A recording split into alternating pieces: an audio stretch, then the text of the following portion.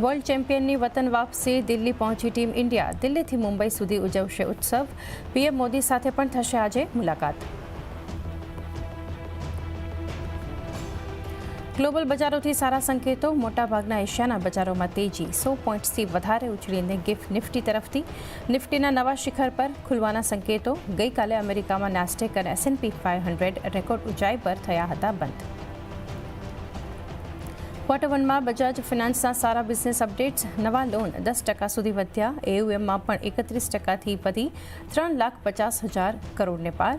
RBIથી પ્રતિબંધ હટ્યા બાદ ઈ-કોમ અને ઇન્સ્ટા EMI કાર્ડ સ્કીમ પણ કારોબાર શરૂ. પહેલા ત્રિમાસિકમાં L&T ફિનાન્સની સારી અપડેટ. રિયલાઇઝેશન 82%થી વધી 95% થયા. રિટેલ લોન ગ્રોથ 30%થી વધારે રહી. ત્યાં જ બંધન બેંકે 22% વધારે લોન આપી. ડિપોઝિટમાં પણ આશરે 23%નો વધારો.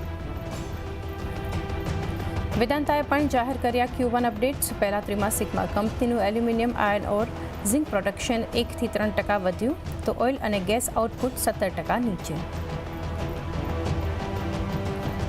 સેલો વર્લ્ડમાં આજે દેખાશે એક્શન. કંપનીએ લોન્ચ કર્યો QIP. Issue size ₹730 crore. QIPની ઇન્ડિકેટિવ પ્રાઇસ 852 પ્રતિ શેર.